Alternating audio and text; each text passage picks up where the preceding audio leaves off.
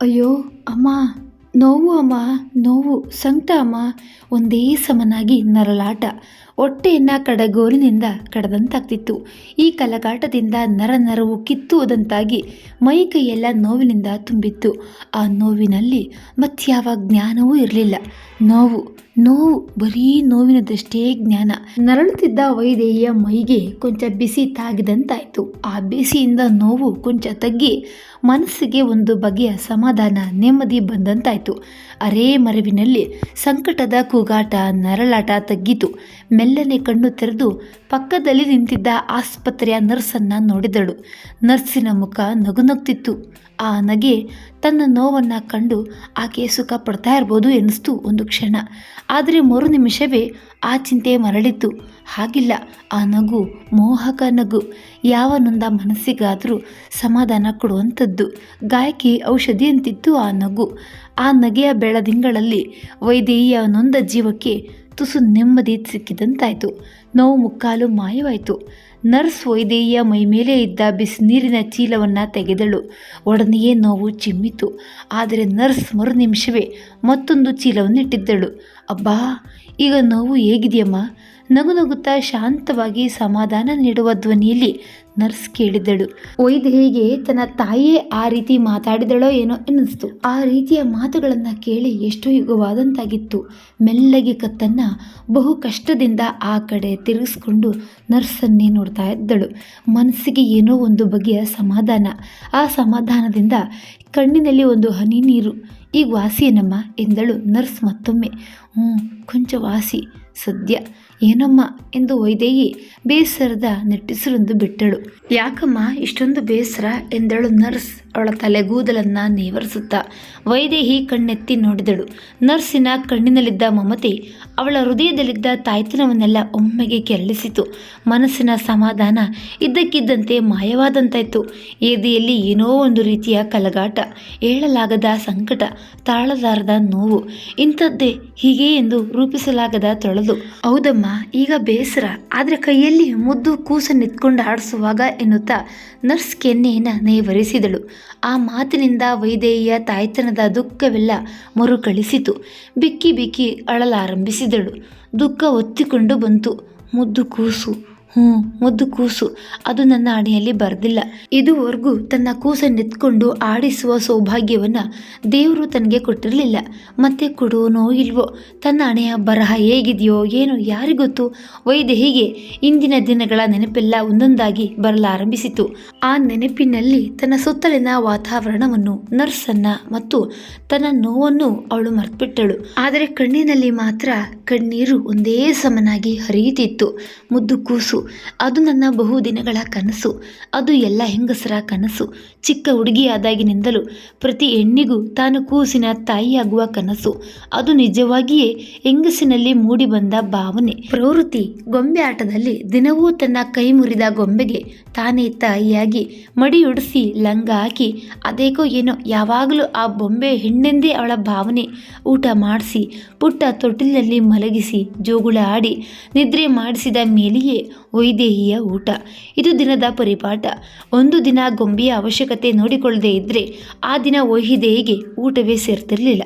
ತಾನು ಅದರ ತಾಯಿ, ಅದನ್ನು ಸರಿಯಾಗಿ ನೋಡಿಕೊಳ್ಳದೆ ಇದ್ದರೆ ಮತ್ತೆ ಯಾರು ನೋಡ್ಕೋತಾರೆ ಎನ್ನುವ ತಾಯ್ತನದ ಮಮತೆ ಇನ್ನು ಚಿಕ್ಕತನದಲ್ಲಿಯೇ ವೈದೇಹಿಯಲ್ಲಿ ಮೂಡಿತ್ತು. ಒಂದು ದಿನ ತನ್ನ ಮುದ್ದಿನ ಕರ್ಪೂರದ ಗೊಂಬೆಗೆ ಎಣ್ಣೆ ನೀರು ಹಾಕುವ ಸಂಭ್ರಮದಲ್ಲಿ ಬಚ್ಚಲು ಮನೆಯ ಒಲೆಯ ಹತ್ತಿರ ಕುಳಿತಿದ್ದಾಗ ಬೆಂಕಿಯ ಕಿಡಿಯೊಂದು ಹಾರಿ ತನ್ನ ಕೈ ಮೇಲೆ ಬಿದ್ದದ್ದು. ಆ ಗಾಬರಿಯಲ್ಲಿ ತಾನು ಗೊಂಬೆಯನ್ನ ಕೈಯಿಂದ ಬಿಟ್ಟದ್ದು. ಗೊಂಬೆಗೆ ಬೆಂಕಿ ಹತ್ತಿ ಅದು ಉರಿದು ಹೊಗೆಯಾದದ್ದು. ತಾನು ಅದಕ್ಕಾಗಿ ಹಠ ಮಾಡಿದಾಗ ತಂದೆ ಬಂದು ಅಟಮಾರಿ ಎಂದು ತನ್ನನ್ನು ಹೊಡೆದದ್ದು. ಇದೆಲ್ಲ ಅವಳ ಮನಸ್ಸಿನಲ್ಲಿ ಇನ್ನೂ ಹಸುರಾಗಿತ್ತು. ಕೊನೆಗೂ ಆ ದಿನ ಕೈಗೆ ಬೇರೆ ಗೊಂಬೆ ಬರುವವರೆಗೂ ಅವಳು ಊಟ ಮಾಡಲೇ ಇಲ್ಲ. ಅದಾದಮೇಲೆ ಲಂಗ ಬಿಟ್ಟು ಸೀರೆ ಉಡುವ ವಯಸ್ಸಾದಾಗ ಆಗ ಗೊಂಬೆಗಳೊಂದಿಗೆ ಆಡುವುದೆಂದರೆ ಹೇಗೆ? ವೈದೇಹಿಗೆ ಆಗಂತೂ ಮಕ್ಕಳೆಂದರೆ ಪಂಚಪ್ರಾಣ. ಮೊದಲು ಗೊಂಬೆಗಳಲ್ಲಿ ಎಷ್ಟು ಪ್ರೇಮ ಮಮತೆ ತೋರಿಸ್ತಾ ಇದ್ದಳು, ಅದರ 100ರಷ್ಟು ಮಮತೆ ಈಗ ಮಕ್ಕಳ ಮೇಲೆ ಯಾವ ಮಗು ಕಂಡ್ರೂ ಅದನ್ನು ಮುದ್ದಾಡದೆ ಇರ್ತಿರಲಿಲ್ಲ. ತನ್ನ ಸಹಪಾಠಿ ಸೀತಾಲಕ್ಷ್ಮಿಯ ಅಕ್ಕ ತವರು ಮನೆಗೆ ಬಂದಿದ್ದಾಗ ಅವಳ ಮೊದಲ ಕೂಸು ಉಷೆಯೊಂದಿಗೆ ಆಡಲೆಂದೇ ಸಂಜೆ ಅವರ ಮನೆಗೆ ಓಡ್ಬಿಡ್ತಾ ಇದ್ದಳು. ಉಷಾ ಮುದ್ದು ಮುದ್ದು ಹುಡುಗಿ. ಅವಳು ತೊದಲುತ್ತಾ ವೈದೇಹಿಯನ್ನ ಚಿಕ್ಕಮ್ಮ ಎಂದ್ರೆ ವೈದೇಹಿಯ ಮನಸ್ಸಿಗೆ ಸ್ವರ್ಗ ಸುಖ. ಕೂಡಲೇ ಉಷೆನೆತ್ಕೊಂಡು ಮುತ್ತುಗಳ ಸುರಿಮಳೆಯನ್ನೇ ನಡೆಸ್ಬಿಡ್ತಿದ್ದಳು.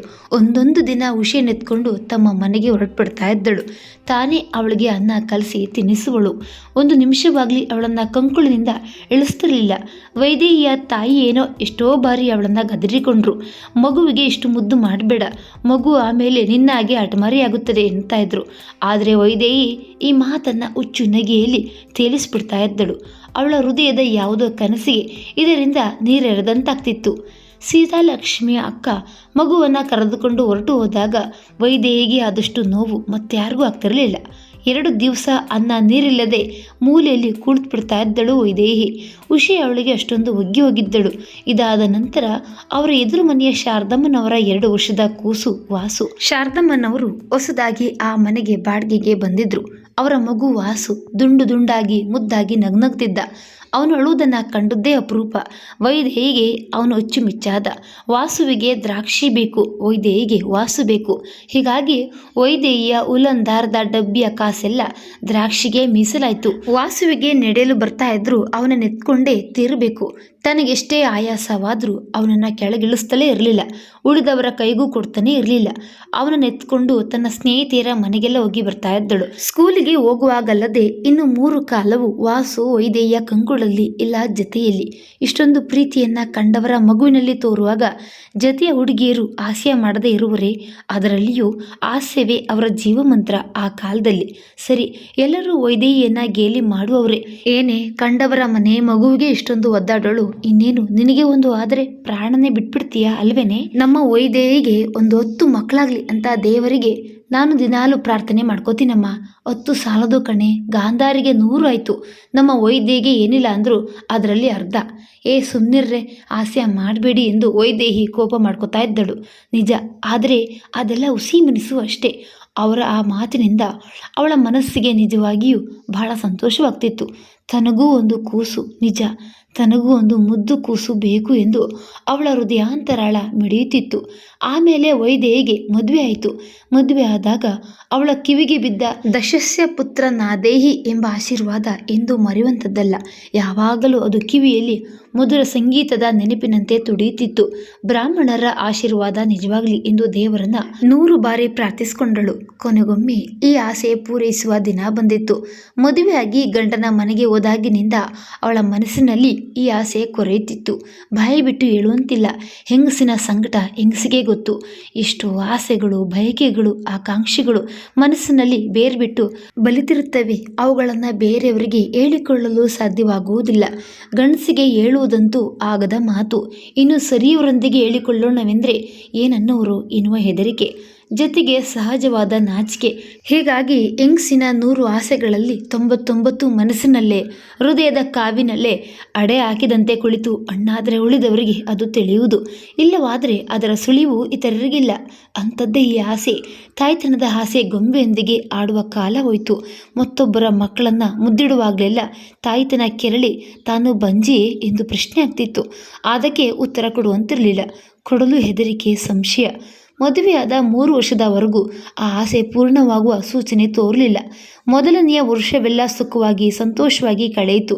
ವೈದೇಹಿಯ ಅತ್ತೆ, ಅವಳ ಯಜಮಾನರು ಇಬ್ಬರೂ ಅವಳನ್ನು ಬಹಳ ಪ್ರೀತಿಯಿಂದ ನೋಡಿಕೊಳ್ತಾ ಇದ್ರು. ಯಜಮಾನರಂತೂ ಅವಳನ್ನು ತಮ್ಮ ಕಣ್ಣಿನ ಆಲಿಯಷ್ಟು ಮಮತೆಯಿಂದ ಕಾಪಾಡ್ಕೊಂಡು ಬಂದರು. ಆದರೆ ಅವರಿಗೂ ಒಳಗೆ ಆಸೆ, ಅತ್ತೆಗೂ ಆಸೆ, ಮೂವರಿಗೂ ಒಂದೇ ಆಸೆ. ವೈದೇಹಿಗೆ ಕೂಸಾದ್ರೆ ಎಂದು ತಾವು ಸಾಯುವ ಮುನ್ನ ಮೊಮ್ಮಗನನ್ನ ಎತ್ತಿ ಆಡಿಸುವ ಆಸೆ ಅತ್ತೆಗೆ. ತಮ್ಮಿಬ್ಬರ ಪ್ರೇಮದ ಮೂರ್ತಿ ಬೇಕೆನ್ನುವ ಆಸೆ ವೈದೇಹಿಯ ಗಂಡನಿಗೆ. ವೈದೇಹಿಗಂತೂ ಹೇಳ್ಬೇಕಾದದ್ದೇ ಇಲ್ಲ. ಅವಳ ಅತ್ತೆಯಂತೂ ಸೊಸೆಗೆ ಎಂದು ಸೀಮಂತ ಮಾಡುವೆನೋ, ಮೊಮ್ಮಗನನ್ನ ಎಂದು ಆಡಿಸುವೆನೋ ಎನ್ನುವ ತವಕ. ಈ ತವಕ ದಿನ ಕಳೆದಂತೆ ಹೆಚ್ಚಾಗುತ್ತಾ ಬಂತು. ತವಕ ಹೆಚ್ಚಾದಂತೆ ಮನಸ್ಸಿನ ಅಸಮಾಧಾನವು ಹೆಚ್ಚಾಗುತ್ತಾ ಬಂತು. ವೈದೇಹಿಯ ಕಡೆಗಿದ್ದ ಒಲವು ತಗ್ಗುತ್ತಾ ಬಂತು. ಒಂದು ದಿನ ವೈದೇಹಿ ಕೋಣೆಯಲ್ಲಿ ಮಲಗಿದ್ದಾಗ ಹೊರಗೆ ತಾಯಿ ಮಗ ಮಾತಾಡಿಕೊಳ್ಳುವುದು ಕೇಳಿಸ್ತು. ಮದುವೆಗೆ ಮುಂಚೆಯೇ ನಾವು ಯೋಚನೆ ಮಾಡಬೇಕಾಗಿತ್ತು. ಅವರ ಮನೆಯಲ್ಲಿ ಇವಳೊಬ್ಬಳೇ ಮಗಳು, ತಂಗಿ ಇಲ್ಲ, ಅವಳಿಗೂ ಆಗುತ್ತೋ ಇಲ್ವೋ, ತಮ್ಮನಿಲ್ಲ, ಇನ್ನು ಏನಮ್ಮ, ಅವಳಿಗಿನ್ನೂ ಮಹಾ ವಯಸ್ಸಾಗೋಯ್ತೆ. ಮನೆಗೆ ಬಂದು ಇನ್ನೂ 1 ವರ್ಷ ಆಯ್ತು ಅಷ್ಟೇ ತಾನೇ. ನಮ್ಮ ಕಾಲೇಜಿನಲ್ಲಿ ಶಾಮಣ್ಣ ಇಲ್ವೇ? ಶಾಮಣ್ಣ ನಿನಗೆ ತಿಳಿಯದೇನಮ್ಮ? ಅವನಿಗೆ ಮದುವೆಯಾಗಿ ಎಷ್ಟು ವರ್ಷದ ಮೇಲೆ ಮಕ್ಕಳಾಗಿದ್ದು? ಸರಿಯಪ್ಪ, ಅಷ್ಟರ ತನಕ ಯಮ ಕಾಯ್ತಾನೇನೋ. ನಾನಿನ್ನು ಹಬ್ಬ ಅಂದರೆ 2 ವರ್ಷ ಇರ್ಬೋದು. ಅಷ್ಟರೊಳಗೆ ಮೊಮ್ಮಗನನ್ನು ಆಡಿಸೋ ಆಸೆ. ವೈದೇಹಿ ಈ ಮಾತನ್ನ ಕೇಳಿ ಅವತ್ತು ತುಂಬ ತುಂಬ ಹತ್ತಳು. ಅತ್ತೆ ಅವರ ಆಸೆ, ತನ್ನ ಆಸೆ, ತನ್ನ ಗಂಡನ ಆಸೆ ಯಾವುದನ್ನು ತಾನು ಪೂರ್ಣಗೊಳಿಸಿಲ್ವಲ್ಲ ಎಂದು ಹತ್ತಳು. ಜೊತೆಗೆ ತನಗೆ ಚಿಕ್ಕಂದಿನಲ್ಲಿ ಆಡಲು ತಂಗಿ ತಮ್ಮ ಯಾರು ಇರಲಿಲ್ವಲ್ಲ ಎನ್ನುವ ಗುಪ್ತ ದುಃಖವು ಕೂಡ್ಕೊಂಡಿರ್ಬೋದು. ಅದಕ್ಕೂ ಮಿಗಿಲಾಗಿ ತನ್ನ ಗಂಡ ತನ್ನ ಪರವಾಗಿ ಮಾತಾಡಿದ ಸಂತೋಷ, ಇವುಗಳ ನಡುವೆ ಅತ್ತೆಯ ಅಸಮಾಧಾನ ಯಾವ ರೂಪ ತಾಳುವುದೋ ಎನ್ನುವ ಹೆದರಿಕೆ, ಇದೆಲ್ಲ ಅವಳ ಅಳುವಿನಲ್ಲಿ ಸೇರ್ಕೊಂಡಿದ್ದವು. ಅತ್ತೆ ಏನೋ ಸೊಸೆಯ ಮನಸ್ಸು ನೊಂದ್ಕೊಳ್ಬಹುದೆಂದು ಬಾಯಲ್ಲಿ ಏನು ಹೇಳ್ತಿರಲಿಲ್ಲ. ಆದರೆ ಒಳಗೆ ಬೆಂಕಿ ಇರುವಾಗ ಕಾವನ್ನು ಬಚ್ಚಿಡಲಾದೀತೆ. ಒಂದಲ್ಲ ಒಂದು ರೀತಿಯಲ್ಲಿ ಅಸಮಾಧಾನ ತೋರಿ ಹೋಗ್ತಿತ್ತು. ಒಂದು ನಡೆಯಲ್ಲಿ, ಇಲ್ಲವೇ ಒಂದು ಹುಬ್ಬು ಚಿಮ್ಮಿನಲ್ಲಿ ವೈದೇಹಿಗೆ ಅವರ ಮನಸ್ಸಿನ ಅಸಮಾಧಾನ ಗೊತ್ತಾಗೋಗ್ತಿತ್ತು. ಅವಳಿಗೂ ಮನಸ್ಸಿಗೆ ಅಸಮಾಧಾನವಾಗ್ತಿತ್ತು. ಆದರೆ ವೈದೇಹಿಯ ಗಂಡನಿಗೂ ದಿನೇ ದಿನೇ ಮನಸ್ಸಿನೊಳಗೆ ಚಿಂತೆ ಕಾಡ್ತಿತ್ತು. ವೈದೇಹಿಗೆ ಅದು ಚೆನ್ನಾಗಿ ಗೊತ್ತು. ಗಂಡನ ಹೃದಯದ ನಾಡಿಯ ಬಡಿತ ಅವಳಿಗೆ ಅರಿವಿತ್ತು. ಗಂಡನ ಒಂದೊಂದು ನಡವಳಿಕೆಯಲ್ಲಿ ಅವಳಿಗೆ ಉದಾಸೀನದ ಛಾಯೆ ತೋರಿ ಬರ್ತಿತ್ತು. ಮದುವೆಯಾದ ಹೊಸದರಲ್ಲಿ ಅವಳನ್ನು ತನ್ನ ಜೊತೆಗೆ ಬೃಂದಾವನಕ್ಕೂ ವಾರಕ್ಕೊಮ್ಮೆ ಕರೆದುಕೊಂಡು ಹೋಗ್ತಿದ್ದ. ಆದರೆ ಈಗ ಬಹಳ ಅಪರೂಪ. ಅದು ಅವಳಾಗಿಯೇ ಕೇಳ್ಕೋಬೇಕು. ಆಗಲೇ ಒಂದು ದಿನ ಗಂಡ ಹೆಂಡತಿ ಇಬ್ಬರು ಸಿನಿಮಾಗೆ ಹೋಗಿದ್ರು. ಆಗ ಯಾವುದೋ ಚಿತ್ರದಲ್ಲಿ ಒಬ್ಬ ಸನ್ಯಾಸಿ ಭಿಕ್ಷೆ ಬೇಡುವನು. ಆ ಮನೆಯೊಳಗೆ ಮಕ್ಕಳಿಲ್ಲವೆಂದು ತಿಳಿದು ಭಿಕ್ಷವನ್ನೊಲ್ಲದೆ ಹೊರಟು ಹೋಗುತ್ತಾನೆ. ಮಕ್ಕಳಿದ್ದ ಮನೆ ಬೃಂದಾವನ, ಮಕ್ಕಳಿಲ್ಲದ ಮನೆ ಮಸಣ ಎಂದು ಅವನು ಅಂದಾಗ ವೈದೇಹಿಯ ಹೃದಯಕ್ಕೆ ಒನಕೆ ಪೆಟ್ಟು ಕೊಟ್ಟಂತಾಯ್ತು. ಜೊತೆಗೆ ಪಕ್ಕದಲ್ಲಿದ್ದ ಗಂಡ ಬೇರೆ ದೈನ್ಯನಾಗಿ ಅವಳ ಕಡೆಗೆ ಮುಖ ತಿರುವಿದ. ಇದರಿಂದ ವೈದೇಹಿಯ ಮನಸ್ಸು ಕೊಂಚ ಕಹಿಯಾಗಲು ಕಾರಣವಾಯಿತು. ದುಃಖ ಮಿತಿ ಮೀರಿದ್ರೆ ಹೃದಯ ಕಹಿಯಾಗುವುದೇನೋ ಆಶ್ಚರ್ಯವಲ್ಲ. ಉಳಿದವರ ಮಕ್ಕಳನ್ನೆತ್ತಿಕೊಳ್ಳುವುದರಲ್ಲಿ ಈಗ ಮೊದಲಿನ ಸುಖ ಇರಲಿಲ್ಲ. ಈ ಮಗು ಚೆನ್ನಾಗಿದೆ, ಎಷ್ಟು ಸೊಗಸಾಗಿ ಆಡುತ್ತದೆ, ಇದರ ತೊದಲು ಮಾತೆ ವೀಣೆಯ ಸಂಗೀತಕ್ಕಿಂತ ಇಂಪಾಗಿದೆ ಎನ್ನುವ ಮಾತು ಮರೆಯಿತು. ಈ ಮಗು ಚೆನ್ನಾಗಿದೆ, ಆದರೆ ಇದು ನನ್ನದಲ್ಲದ್ದು ಹೇಗಿದ್ರೆ ನನಗೇನು ಬಂತು ಭಾಗ್ಯ ಎಂಬ ಭಾವನೆ ಮೆಲ್ಲನೆ ಬೆಳೆಯಲಾರಂಭವಾಯಿತು. ಅಂದ್ರೆ ಉಳಿದವರ ಮಕ್ಕಳಲ್ಲಿ ವಿಶ್ವಾಸ ತಗ್ಗಿತು ಅಂತಲ್ಲ, ತನಗೇ ಆಗದೆ ಇದ್ದ ಮಗುವಿನ ಪ್ರೇಮ ಅದನ್ನ ಮರೆ ಮಾಡಿತ್ತು ಅಷ್ಟೇ. ಅವುಗಳನ್ನು ಎಂದಿನಂತೆಯೇ ಮುದ್ದಾಡ್ತಿದ್ದಳು. ಆದರೆ ಆ ಮುದ್ದಾಟದಲ್ಲಿ ಮೊದಲಿನ ಸಂಪೂರ್ಣ ಆನಂದವಿರಲಿಲ್ಲ. ಆನಂದಕ್ಕೆ ಇಲ್ಲಿಯೂ ಕಹಿ ಕೂಡಿಕೊಂಡು ಬೇವು ಬೆಲ್ಲವಾಗಿತ್ತು. ಒಂದು ಬಾರಿ ಅವಳ ಪಕ್ಕದ ಮನೆಯವರ ಮಗು, 1.5 ವರ್ಷದ ಮಗು ತಪ್ಪಿಸ್ಕೊಂಡ್ಬಿಟ್ಟಿತ್ತು. ಆ ದಿನ ಬೆಳಿಗ್ಗೆ ಎಲ್ಲರೂ ಬೆಟ್ಟಕ್ಕೆ ಹೋಗಬೇಕೆಂದು ಅಷ್ಟು ದೂರ ನಡೆದುಕೊಂಡು ಹೋಗಿದ್ರು. ಆದರೆ ಆ ದಿನ ಬಸ್ಸು ಸಿಗದೆ ಹಾಗೆಯೇ ಹಿಂತಿರುಗಿದ್ರು. ಮಗು ಆ ದಾರಿಯನ್ನೇ ನೆನ್ಪಿಟ್ಕೊಂಡು ಯಾರಿಗೂ ಕಾಣದಂತೆ ಅಷ್ಟು ದೂರ ಹೊರಟೋಗಿತ್ತು. ಮಗು ಎಲ್ಲೋ ಕಾಣದಾಯ್ತಲ್ಲ, ಏನಾಯ್ತೋ ಎಂದು ಮನೆಯವರೆಲ್ಲ ಗಾಬರಿ ಪಡ್ತಿದ್ರು. ಎಲ್ಲರೂ ಹಾರಾಡ್ತಿದ್ರು. ಮಗು ಎಲ್ಲಿ ಎಂದು ಹುಡುಕಲು ಹೊರಟರು. ಅವರ ಮನೆಯಲ್ಲಿ ಅವರ ತಮ್ಮ ಇದ್ದವನು ಅಕ್ಕನ ಮೇಲೆ ರೇಗಾಡ್ತಿದ್ದ. ಮಕ್ಕಳನ್ನ ನೋಡಿಕೊಳ್ಳಲಾಗದ ಇಂಥವರಿಗೆ ಮಕ್ಕಳಾಗಬೇಕಿತ್ತೇನೋ ಕಾಣೆ ಎಂದು ಗುಡುಗಿದ. ಈ ಮಾತನ್ನ ಕೇಳಿದೊಡನೆಯೇ ವೈದೇಹಿಯ ಕಣ್ಣುಗಳಲ್ಲಿ ನೀರು ತಾನಾಗಿ ಉಕ್ಕಿತ್ತು. ತಾಯ್ತನದ ಸವಿ ನೋವು ಗಂಡಸಿಗೆ ಹೇಗೆ ತಿಳಿಬೇಕು? ವೈದೇಹಿ ಅತ್ತೆಯ ಮನೆಗೆ ಬಂದು 2 ವರ್ಷ ಕಳೆಯಿತು. ಆದರೂ ಮೊಮ್ಮಗನನ್ನ ಆಡಿಸುವ ಅತ್ತೆಯ ಆಸೆ ಪೂರೈಸುವ ಸೂಚನೆಯೇ ಕಾಣಲಿಲ್ಲ. ದಿನ ಕಳೆದಂತೆ ಅತ್ತೆ ಗಡಸಾಗುತ್ತಾ ಬಂದರು. ಮೊದಲಿನ ಮಮತೆ ಮೃದುತ್ವವೆಲ್ಲ ಇಳಿಮುಖವಾಗಿ ಅಸಮಾಧಾನ ಮುಖ ಹಾಕ್ತು. ಮೊದಲು ಬರೀ ಒಂದು ನೋಟದಲ್ಲಿದ್ದದ್ದು ಈಗ ಮಾತಿಗೂ ಇಳಿದಿತ್ತು. ಮಾತಿಗೂ ಅತ್ತೆ ವೈದೇಹಿಯನ್ನ ಬಂಜೆ ಎಂದು ಹೀಯಾಳಿಸಲಾರಂಭಿಸಿದ್ರು.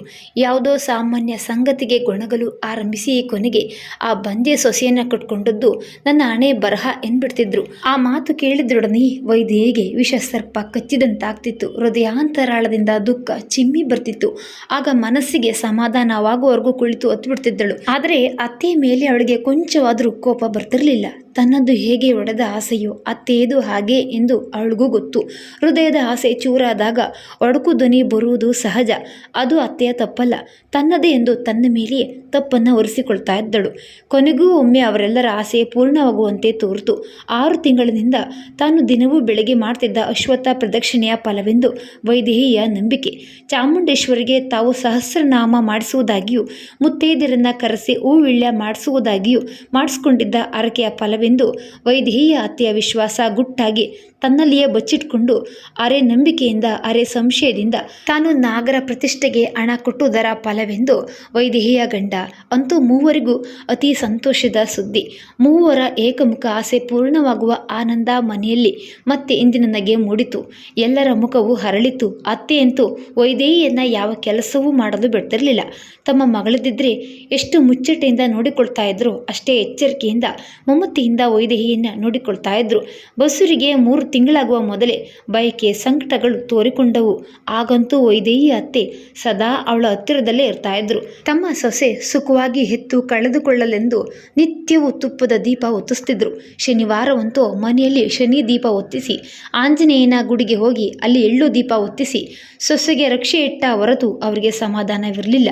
3ನೇ ತಿಂಗಳಲ್ಲಿ ಮಗು ಮುಡಿಸುವ ಶಾಸ್ತ್ರ ಹೊಂದಿದೆ. ಇದು ಹೆಸರಿಗೆ ಅಷ್ಟೇ. ಸಾಮಾನ್ಯವಾಗಿ ಇದನ್ನು ಯಾರೂ ಸರಿಯಾಗಿ ಆಚರಿಸುವುದೇ ಇಲ್ಲ.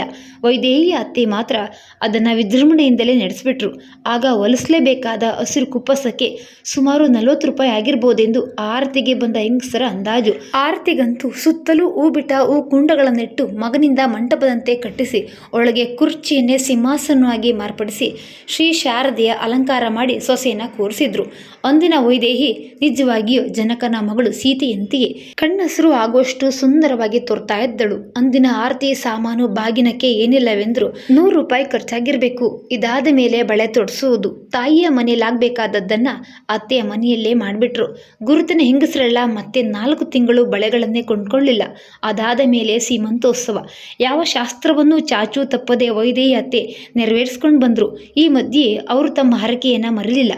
ಒಂದು ಶುಕ್ರವಾರ ಸೊಸೆಯನ್ನು ಕರೆದುಕೊಂಡು ಹೋಗಿ ಚಾಮುಂಡೇಶ್ವರಿಗೆ ಸಹಸ್ರನಾಮ ಕುಂಕುಮಾರ್ಚನೆ ಮಾಡಿಸಿ ಸುಖವಾಗಿ ಎತ್ತು ಕಳೆದುಕೊಂಡ್ರೆ ಮತ್ತೊಂದು ಸಹಸ್ರನಾಮ ಮಾಡಿಸುವುದಾಗಿ ಹರಕೆ ಹೊತ್ತು ಹಿಂತಿರುಗಿದ್ರು. ಗಂಡು ಮಗುವಾಗುವುದೋ ಹೆಣ್ಣಾಗುವುದೋ ಎಂದೊಂದು ಕಾತುರ.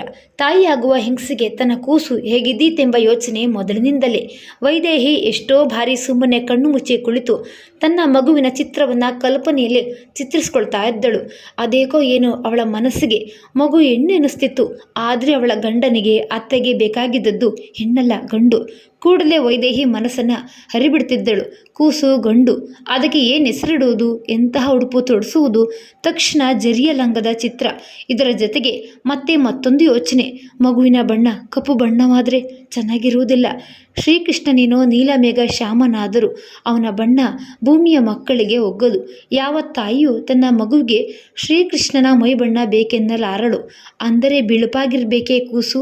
ಅಚ್ಚ ಬಿಳುಪು ಬಯಸುವುದು ಹುಚ್ಚುತನ. ಮಗು ಗುಲಾಬಿಯ ಮುಖ ಪಡೆದಿರಬೇಕು. ಆದರೆ ಕಪ್ಪಾಗ್ಬಿಟ್ರೆ ಅದೊಂದು ಹೆದರಿಕೆ. ತನ್ನ ಮತ್ತು ತನ್ನ ಯಜಮಾನರ ಬಣ್ಣವೇನೂ ಕಪ್ಪಲ್ಲ. ಆದರೂ ಹೇಗೆ ಹೇಳಲು ಸಾಧ್ಯ? 3ನೇ ಮನೆಯ ಬಾಲಸುಂದರಮ್ಮನ ಮಗು ಕಾಡಿಗೆ ಕಪ್ಪು. ಬಾಲಸುಂದರಮ್ಮನೂ ಅವಳ ಯಜಮಾನರು ಒಳ್ಳೆಯ ಬಿಳುಪು. ಅದಕ್ಕೆಂದೇ ವೈದೇಹಿ ಮನಸ್ಸಿನಲ್ಲಿ ಚಿಂತಿಸತೊಡಗಿದ್ದಳು. ತನ್ನ ಪಕ್ಕದ ಮನೆಯ ಮಲಯಾಳಿ ಅಂಡಾಳಮ್ಮನ ಮಾತನ್ನ ಕೇಳುವುದೇ ಎಂದು. ಬಸುರಿಯಾದಾಗ ಹಕ್ಕಿಯನ್ನ ಹಾಗೆಯೇ ಮುಕ್ಕಿದ್ರೆ ಮಗು ಬಿಳುಪಾಗುತ್ತದೆಂದು ಅಂಡಾಳಮ್ಮನ ಉಪದೇಶವಾಗಿತ್ತು. ಅದನ್ನು ಕೇಳಿದಾಗಲೇನೋ ವೈದೇಹಿಗೆ ಹೊಟ್ಟೆ ತುಂಬ ನಗು ಬಂತು. ಆದರೆ ಮಗುವಿನ ರೂಪ ದರ್ಶನದ ಬಯಕೆ ಹೆಚ್ಚಿದಂತೆ ಅದರಲ್ಲಿ ಅರ್ಧ ನಂಬಿಕೆ ಬಂದಿತು. ಆದರೆ ಬರಿಯ ಅಕ್ಕಿಯನ್ನು ಮುಕ್ಕುವುದಾದರೂ ಹೇಗೆ? ಆದರೆ ಈ ಎಲ್ಲ ಆಸೆಗಳಿಗೂ ಒಂದು ದಿನ ಕೊಡ್ಲಿ ಪೆಟ್ಟು ಬಿತ್ತು. ಅದು ಸಹಿಸಲಾರದ ಕೆಟ್ಟು ಅನಿರೀಕ್ಷಿತವಾದ ಪೆಟ್ಟು. ಸೀಮಂತವಾದ 3-4 ದಿನದ ನಂತರ ವೈದೇಹಿ ಊಟ ಮಾಡಿ ಮಲಗಿಕೊಳ್ಳಲೆಂದು ಹಾಸಿಗೆ ಹತ್ತಿರ ಹೋದಳು. ಹೊಟ್ಟೆಯಲ್ಲಿ ತೊಳಸು ಆರಂಭವಾಯಿತು. 1-2 ನಿಮಿಷದಲ್ಲೇ ವಾಂತಿ. ಅಂದಿನಿಂದ ವೈದೇಹಿಯ ಸಂಕಟ ಹೇಳತೀರದು. ಮೈ ಇಳಿದು ಕಾಯಿಲೆ ಬಿದ್ದು ಅವಳು ಬದುಕಿಕೊಳ್ಳುವುದೇ ಕಷ್ಟವಾಯಿತು. ಆಗ ಆಸೆಗಳೆಲ್ಲಕ್ಕೂ ಬೆಂಕಿ ಬಿದ್ದು ಉರಿದು ಹೋದರು. ಅದನ್ನು ಬಹು ಕಷ್ಟದಿಂದ ಸಹಿಸಿಕೊಂಡರು. ಅಷ್ಟೇ ಅಲ್ಲ, ಕಾಯಿಲೆ ಬಿದ್ದ ವೈದೇಹಿಗೆ ಆರೈಕೆ ಮಾಡಿದರು. ಆಗ ಅವರು ಅವಳಿಗೆ ಸಹಾನುಭೂತಿ ಮಮತೆ ತೋರಿಸದಿದ್ದರೆ ವೈದೇಹಿ ಖಂಡಿತವಾಗಿ ಉಳಿಯುತ್ತಿರಲಿಲ್ಲ. ವೈದೇಹಿಗೆ ಒಂದೇ ಕಡೆ ಕಾಯಿಲೆಯ ಕಿತ್ತಾಟ, ಮತ್ತೊಂದು ಕಡೆ ಮನಸ್ಸಿನ ನೋವು. ಅಯ್ಯೋ, ತನ್ನ ಜನ್ಮ ಕೆಟ್ಟದು. ಎಲ್ಲರ ಬಯಕೆಯ ಸೊಸೆಯನ್ನ ಮುರುಟಿ ಹಾಕಿದ ತನ್ನ ಹಣೆಯ ಬರಹ ಕೆಟ್ಟದೆಂದು ತನ್ನನ್ನು ತಾನೇ ಅಳೆದುಕೊಳ್ತಾ ಇದ್ದಳು. ಇಷ್ಟು ದಿನವೂ ಕಾಣುತ್ತಿದ್ದ ತಾಯ್ತನದ ಸ್ವಪ್ನ ಕಣ್ಣು ಮುಂದೆಯೇ ಚೂರಾಗಿತ್ತು. ಆ ರಭಸಕ್ಕೆ ಮೈ ಬಾಡಿತ್ತು. ಆ ಸುಸ್ತಿನಿಂದ ಸುಧಾರಿಸಿಕೊಂಡು ಹಾಸಿಗೆ ಬಿಟ್ಟೇಳಬೇಕಾದ್ರೆ ವೈದೇಹಿಗೆ 3 ತಿಂಗಳೇ ಬೇಕಾಯಿತು. ತನ್ನ ದುರವಸ್ಥೆಯಿಂದ ಅತ್ತೆಗೂ ಗಂಡನಿಗೂ ಎಷ್ಟು ನೋವೆಂಬುದು ಅವಳಿಗೂ ಗೊತ್ತು. ಅವಳ ಗಂಡ ಯಾವುದನ್ನು ಬಿಚ್ಚಿ ಹೇಳದೇ ಇದ್ರೂ ಅವರ ಹೃದಯ ಚೂರಾಗಿದೆ ಎಂದು ಅವಳಿಗೆ ತಿಳಿದಿತ್ತು. ಆ ನೋವನ್ನೆಲ್ಲ ಒಳಗೆ ಒದಗಿಸಿಟ್ಟು ಕೊರಗನ್ನ ಕೊಂಚವಾದರೂ ಕಾರಣ ಬಿಡದೆ ತನಗೆ ಸಮಾಧಾನ ನೀಡುವ ಅವರಿಬ್ಬರ ಸ್ಥೈರ್ಯವನ್ನ ವೈದೇಹಿ ಬಹಳ ಮೆಚ್ಚಿದಳು. ಏಳೇಳು ಜನ್ಮಕ್ಕೂ ಇವರೇ ನನ್ನವರಾಗಲಿ ಎಂದು ದೇವರಲ್ಲಿ ಮೊರೆ ಇಟ್ಟಳು. ಅವರ ಸಹಾನುಭೂತಿ ಮಮತೆಯಲ್ಲಿ ಮೆಲ್ಲನೆ ಮೊದಲಿನಂತೆ ಆದಳು. ವೈದೇಹಿ ಎರಡನೇ ಬಾರಿ ಬಸುರಾದಾಗ ಮನೆಯ ಎಲ್ಲರ ಮುಖದ ಮೇಲೂ ಯಾವುದೋ ನೆರಳು ಬಿದ್ದಂತಿತ್ತು. ಹೊರಗೆ ಯಾರೂ ತೋರ್ಪಡಿಸದೇ ಇದ್ರು, ಒಳಗೆ ಎಲ್ಲರ ಮನಸ್ಸು ಕುದೀತಿತ್ತು. ಕಳೆದ ಬಾರಿ ದುರಂತವಾಗಿ ಹೋಯಿತು, ಈ ಬಾರಿ ಏನಾಗೋಗುವುದೋ ಎಂದು ಎಲ್ಲರಿಗೂ ಮಿಡುಕು. ವೈದೇಹಿಯ ಮನಸ್ಸಿನ ತಾಕಲಾಟವಂತೂ ಹೇಳತೀರದು. ಹೇಗೋ ಏನೋ ಏನು ಗತಿ ಇದೇ ಯೋಚನೆ. ಈ ಬಾರಿಯೂ ಅತ್ತೆಯವರಿಂದ ಉಪಚಾರ ಕಡಿಮೆ ಆಗಲಿಲ್ಲ. ಸೊಸೆಗೆ ನಿಶಕ್ತಿ, ಆ ನಿಶಕ್ತಿ ಇದ್ರೆ ಕೂಸಿಗೆ ಕೆಡುಕೆಂದು ಅನುಭವಿಯಾದ ಅತ್ತೆಗೆ ಗೊತ್ತಿತ್ತು. ಅದರಿಂದಲೇ ವೈದೇಹಿಗೆ ಯಾವುದಕ್ಕೂ ಅವರು ಕಡಿಮೆ ಮಾಡಲಿಲ್ಲ. ಎಂದಿನಂತೆಯೇ ನೀರು ನೀಡಿ ಊಟ ಉಪಚಾರಗಳಾಗ್ತಿದ್ದವು. ಇಷ್ಟಾದರೂ ಅವರಿಗೂ ತನಗೂ ಮಧ್ಯೆ ಯಾವುದೋ ಒಂದು ನೆರಳು ಕಾಲು ಚಾಚಿದೆ ಎಂದು ವೈದೇಹಿಗೆ ಅನ್ನಿಸ್ತು. ಅದು ಸಹಜವಾಗಿ ತೋಚಿದ ಭಾವನೆ. ಮೊದಲ ಬಾರಿ ತನಗಾದ ಪ್ರಕರಣದಿಂದ ಅತ್ತೆಯ ಮೃದುತ್ವ ಕೊಂಚ ತಗ್ಗಿದೆ ಎಂದು ಅವಳ ಹೃದಯಕ್ಕೆ ಗೊತ್ತಾಗಿತ್ತು. ಆದರೂ ಅತ್ತೆಗೆ ತನ್ನ ವಿಷಯಕ್ಕೆ ಸಹಾನುಭೂತಿ ಇದೆ, ಅಕ್ಕರೆ ಇದೆ ಎಂಬುದು ಗೊತ್ತು. ಅದೊಂದು ವಿಚಿತ್ರ ಸನ್ನಿವೇಶ. ವೈದೇಹಿಗೆ ದಿನ ತುಂಬಿದಂತೆ ಕಳವಳವೂ ಹೆಚ್ಚಾಗುತ್ತಾ ಬಂತು. ಹೊತ್ತರೂ ಸಂಶಯ, ಗಂಡನಿಗೂ ಒಂದು ಬಗೆಯ ಅನಿಶ್ಚಯತೆ. ವೈದೇಹಿಗೂ ಕಳವಳ, ಕಾತರ ಒಂದೊಂದು ದಿನವೂ ಒಂದೊಂದು ಯುಗವಾಗಿ ಪರಿಣಮಿಸುತ್ತಿತ್ತು. ಅತ್ತೆಯಂತೂ ವೈದೇಹಿಯ ವಿಷಯಕ್ಕೆ ಕೊರಗಿ ತರೆಗೆಲೆ ಆಗ್ಬಿಟ್ಟಿದ್ರು. ಈ ಬಾರಿಯಾದ್ರೂ ಸುಖವಾಗಿ ಹೆರಿಗೆ ಆಗ್ಲಿ ಎಂದು ಆಕೆ ಕಂಡ ದೇವರಿಗೆಲ್ಲ ಕೈ ಮುಗೀತಿದ್ರು, ಆರಕೆ ಹೊತ್ತಿದ್ರು. ವೈದೇಹಿಯ ಜಾತಕವನ್ನ ತೆಗೆದುಕೊಂಡು ಹೋಗಿ ತಮಗೆ ಗುರುತಾಗಿದ್ದ ಜೋಯಿಸರಿಗೆಲ್ಲ ತೋರಿಸಿ ತಂದಿದ್ರು. ಕಣ್ಣಿನಲ್ಲಿ ಕಣ್ಣಿಟ್ಟು ಸೊಸೆಯನ್ನ ನೋಡಿಕೊಳ್ತಾ ಇದ್ರು. ಇಷ್ಟೆಲ್ಲ ಆದರೂ ಮನಸ್ಸಿನೊಳಗೆ ಅವಲಕ್ಕಿ ಕುಟ್ಟುತ್ತಿತ್ತು. ವೈದೇಹಿಗೆ ಹೇಗೋ ಏನೋ ಎಂದು ಯೋಚಿಸುತ್ತಾ ತಲೆ ಮೇಲೆ ಕೈ ಇಟ್ಟು ಕುಳಿತು ಬಿಡ್ತಿದ್ರು. ಒಂದೊಂದು ಬಾರಿ ಅವ್ರಿಗೂ ಯೋಚನೆ ಬರ್ತಿತ್ತು, ಇದು ಹಾಗೆ ಆಗ್ಬಿಟ್ರೆ ಹಾಗೇನು? ಈ ಪ್ರಶ್ನೆಗೆ ಉತ್ತರ ಕೊಡುವುದು ಕಷ್ಟ. ಹೇಗೆ ತಾನೇ ಅದಕ್ಕೆ ಉತ್ತರ ಕೊಡಲು ಸಾಧ್ಯ? ಆ ಯೋಚನೆ ಬಿಡುವುದೇ ಒಳ್ಳೆಯದು ಎಂದುಕೊಳ್ತಿದ್ರು. ಆದರೆ ಬಿಡುವೆನೆಂದರು ಅದು ಬಿಡಬೇಕಲ್ಲ. ಬೃಂದಾವನದಲ್ಲಿ ದೋಣಿಯಲ್ಲಿ ಕುಳಿತು ಹೋಗ್ತಿರುವಾಗ ಅಲ್ಲಿದ್ದ ಅಂಬಿಗ, ಸುಮಾರು 60 ವರ್ಷದವನು, ಮಕ್ಕಳಾಗ್ಲಿಲ್ವೆಂದು 6ನೇ ಮದುವೆ ಮಾಡಿಕೊಂಡನೆಂದು ಹೇಳಿರ್ಲಿಲ್ವೇ? ಛೆ, ತಮ್ಮ ಮಗನಿಗೆ ಹಾಗೆ ಮಾಡಲಾಗದು, ವೈದೇಹಿಗೆ ಅದು ದ್ರೋಹವಾಗುತ್ತದೆ ಎಂದುಕೊಳ್ತಿದ್ರು. ಆದರೆ ಆ ಯೋಚನೆ ಮಾತ್ರ ದಿನ ಕಳೆದಂತೆ ಕುಡಿಯಿಟ್ಟು ಸಸಿಯಾಗ್ತಿತ್ತು. ಈ ತಾಕಲಾಟದಲ್ಲಿ ಅವರು ಸಂಕಟ ಪಡ್ತಿದ್ರು. ವೈದೇಹಿಗೂ ಅವರ ಈ ಸಂಕಟ ಚೆನ್ನಾಗೇ ಗೊತ್ತಿತ್ತು. ವೈದೇಹಿಗೆ ಯಾವ ಉಪಚಾರಕ್ಕೂ ಕಡಿಮೆ ಇರಲಿಲ್ಲ. ಸಹಾನುಭೂತಿ, ವಿಶ್ವಾಸಗಳೆಲ್ಲ ಬೇಕಾದಷ್ಟಿತ್ತು. ಅದರ ಜೊತೆಗೆ ಹೃದಯದಲ್ಲಿ ಅಪಾರ ಭೀತಿ, ಹೆದರಿಕೆ ಮನೆ ಮಾಡಿಕೊಂಡಿತ್ತು. ಏನೋ ಕೆಡುಕು ಆಗಿ ಹೋಗುತ್ತದೆ ಎಂದು ಅವಳಿಗೆ ಕಳವಳ. ಮೊದಲ ಬಾರಿ ಬಸುರಿಯಾದಾಗಿನ ಸಂತೋಷವಾಗಲಿ ಆನಂದವಾಗಲಿ ಈಗ ಇರಲಿಲ್ಲ. ತಾಯ್ತನದ ಹಿಗ್ಗು ತಗ್ಗಿತ್ತು. ತಾಯ್ತನದ ಹೆದರಿಕೆ ಆರಂಭವಾಗಿತ್ತು. ಹೃದಯ ನುಗ್ಗು ನೂರಿಯಾಗ್ತಿತ್ತು. ಅದನ್ನು ಹೇಳಿಕೊಳ್ಳುವಂತಿಲ್ಲ, ಬಿಡುವಂತಿಲ್ಲ. ಮುಖ ಕಳೆಗುಂದುತ್ತಿದ್ದುದನ್ನು ಕಂಡ ಅಕ್ಕಪಕ್ಕದ ಮನೆಯವರೇನೋ, ಏನು ಹೆದರ್ಕೋಬೇಡಿ, ಎಲ್ಲ ಸರಿಯಾಗುತ್ತದೆ ಎಂದು ಭರವಸೆ ಕೊಡ್ತಾ ಇದ್ರು. ಆದರೂ ಆ ಭರವಸೆ ಅವಳಿಗೆ ಸಾಲದು. ಅತ್ತೆ ಕೂಡ ಸಮಾಧಾನ ಹೇಳಿದ ದಿನಗಳುಂಟು. ಆ ಸಮಾಧಾನದ ಇಂದಿನ ಅಗಾಧ ಅಸಮಾಧಾನ ವೈದೇಹಿಯ ಹೃದಯಕ್ಕೆ ತಾಗುತ್ತಿತ್ತು. ಆಗ ಗುಟ್ಟಾಗಿ ಕಣ್ಣೀರು ಕರೆಯುತ್ತಿದ್ದಳು. ಮತ್ತೆ ಹೇಗೋ ಏನೋ ತನಗೆ ತಾನೇ ಸಮಾಧಾನ ತಂದುಕೊಳ್ತಿದ್ದಳು. ಅವಳ ವಿಷಯಕ್ಕೆ ಅವಳ ಗಂಡನಿಗೆ ಎಷ್ಟು ಕಳವಳವೆಂಬುದಕ್ಕೆ ಪ್ರತಿ ವಾರವೂ ಅವಳನ್ನು ಬಲವಂತದಿಂದ ಆಸ್ಪತ್ರೆಗೆ ಕರೆದೊಯ್ಯುತ್ತಿದ್ದುದೇ ಸಾಕ್ಷಿ. ಅದು ಕೂಡ ವೈದೇಹಿಗೆ ಬೇಸರವಾಗ ಹತ್ತಿತ್ತು. ಪ್ರತಿ ವಾರವೂ ತಪ್ಪದೆ ಆಸ್ಪತ್ರೆಗೆ ಹೋಗುತ್ತಿದ್ದುದೆಷ್ಟೋ ಅಷ್ಟೇ. ಲೇಡಿ ಡಾಕ್ಟರ್ ತಿಂಗಳಿಗೊಮ್ಮೆ ಪರೀಕ್ಷಿಸುವ ಆಟ ಹೂಡಿ ಕಳಿಸ್ಬಿಡ್ತಿದ್ರು. ಈ ಆಸ್ಪತ್ರೆಯ ಯಾತ್ರೆಯಿಂದ ಆದ ಫಲ ಗಾಡಿಗೊಂದಿಷ್ಟು ಹಣ, ಗಂಡನ ಮನಸ್ಸಿಗೊಂದಿಷ್ಟು ಸಮಾಧಾನ ಅಷ್ಟೇ. ವೈದೇಹಿಗೂ ಲೇಡಿ ಡಾಕ್ಟರ್ ಮಾತಿನಿಂದ ಕೊಂಚ ಭರವಸೆ ಬಂದರೂ ಕಳವಳದ ಗಾಳಿಯಲ್ಲಿ ಅದು ತೂರಿ ಹೋಗಿರ್ತಿತ್ತು. ಈ ಬಾರಿಯ ಬಾಣಂತನಕ್ಕೆ ಮನೆಯಲ್ಲಿಟ್ಕೊಳ್ಳುವುದು ಬೇಡ, ಆಸ್ಪತ್ರೆಗೆ ಕಳಿಸುವುದು ಸರಿ ಎಂದು ವೈದೇಹಿಯ ಅತ್ತೆ ತೀರ್ಮಾನಿಸಿದ್ರು. ಮನೆಯಲ್ಲಿ ಏನಾದರೂ ಅಚಾತುರ್ಯ ಸಂಭವಿಸಿಬಿಟ್ರೆ ಎಂದು ಅವರಿಗೆ ಹೆದರಿಕೆ. ಆದರೆ ವೈದೇಹಿಗೆ ಆಸ್ಪತ್ರೆಗೆ ಹೋಗಲು ಹೆದರಿಕೆ. ಅಲ್ಲಿ ಚೆನ್ನಾಗಿ ನೋಡಿಕೊಳ್ಳುವರೋ ಇಲ್ಲವೋ ಎನ್ನುವ ಸಂಶಯ.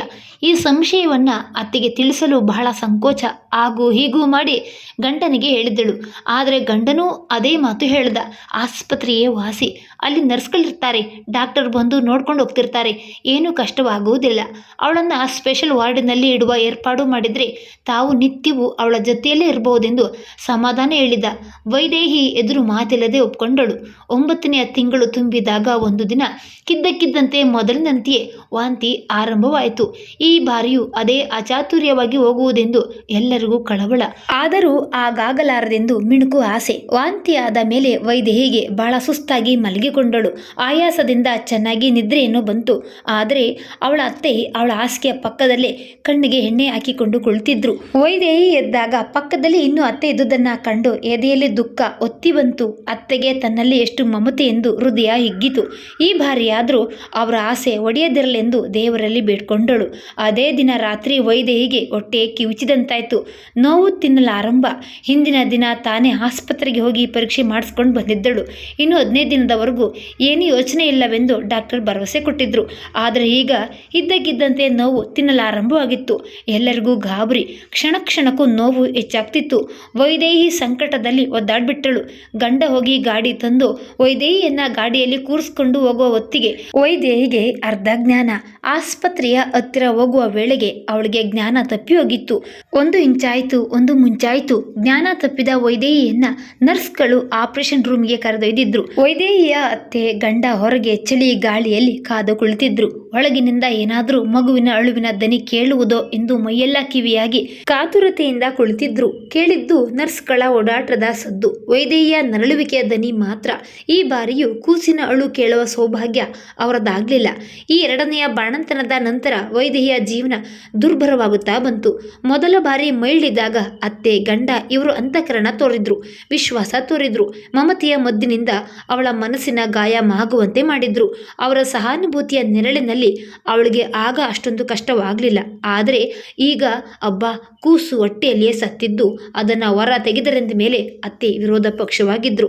ಮೊದಲ ಬಾರಿಯ ಸಮಾಧಾನದ ಮಾತಿಗೆ ಬದಲು ಈಗ ಬರಿಯ ಕಟು ನುಡಿಗಳು, ಉಪಚಾರಕ್ಕೆ ಬದಲು ತಾಸಾರ.